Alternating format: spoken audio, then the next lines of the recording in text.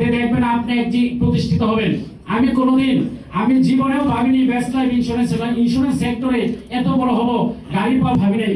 ধৈর্যের গুণ আল্লাহ এক সময় দিবেন। আপনি যদি সৎ থাকেন, সততা ভাবে কাজ করেন, ধৈর্য যদি আপনার থাকে, একদিন সফলতা আসবে। কখন আসবে আপনি নিজেও বুঝবেন না, সেটা আমি বাস্তব প্রমাণ।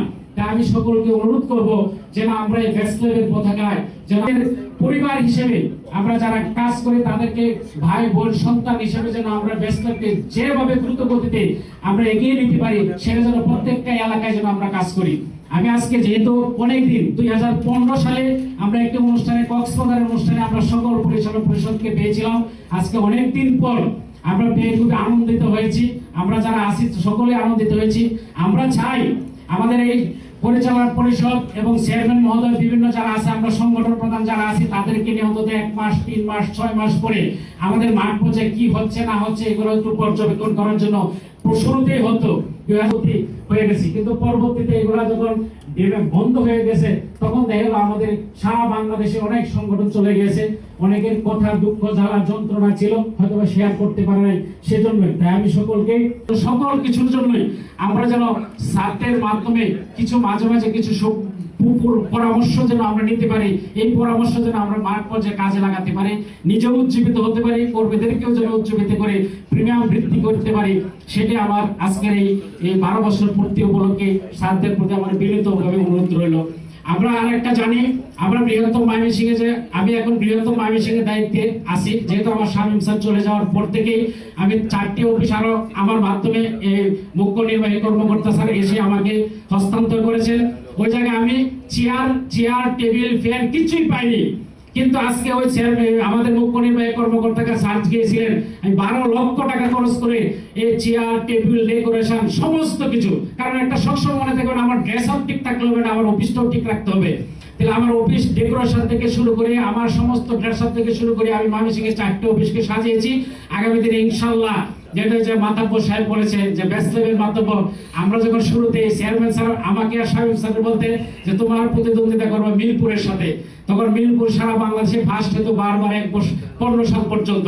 পরে দেখা গেল যে আমরা বলেছিলাম যে স্যার ঠিক আছে কর্কু সাহেব এবং আসছি, দেখা গেল ওরাও তো আসলে বর্তমানে নাই, চলে গেছে, কিন্তু আমরা তো রয়ে গেছি।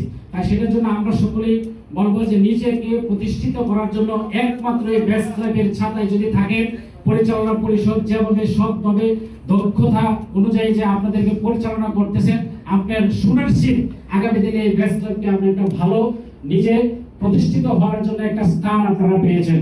আমি সকলকে অনুরোধ করব আজকে যারা যোগ্যতা অর্জন করে এসেছেন এবং আজকে যারা এই স্যারদের কথা শুনে আজকের পর থেকে আরো কাজের গতি বৃদ্ধি হবে, বেড়ে যাবে, সেটা যেন আমার সকলের কাছে আমার অনুরোধ থাকবে। আমরা যখন স্যার বলেছে যে চেয়ারম্যান স্যার সহ আমাদের সাইড স্যার সহ সকল ডিরেক্টরবৃন্দ একটা 12 বছর পূর্তি উপলক্ষে অনুষ্ঠান হবে, আমার পুরাতন কর্মী সহ সবাই আমরা প্রায় 150 মানুষ আনতে পারবো না, কিন্তু পরে দেখা গেল অনেকেরই কষ্ট জ্বালা যন্ত্রণা আমরা রেখে আসছি, কারণ স্যারদেরকে দেখার জন্য এই আজকে অনুষ্ঠানে অংশগ্রহণ করার জন্য। পরবর্তীতে দেখা গেল আমরা প্রায় 78 জন আমার এরিয়া থেকে নিয়ে আসছি।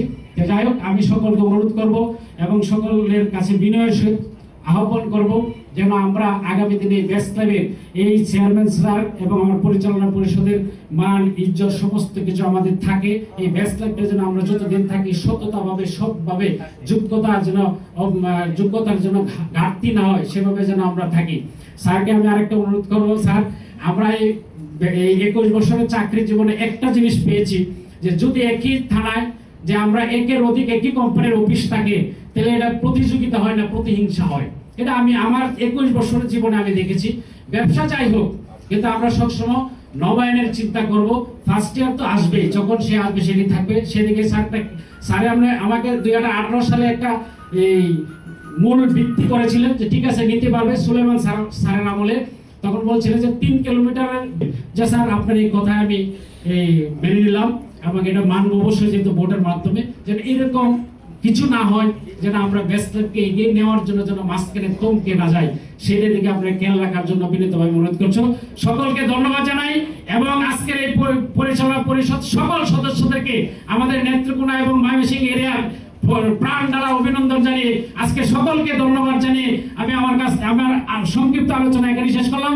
আল্লাহ হাফেজ, আসসালামু আলাইকুম। ধন্যবাদ, খুবই চমৎকার বক্তব্য।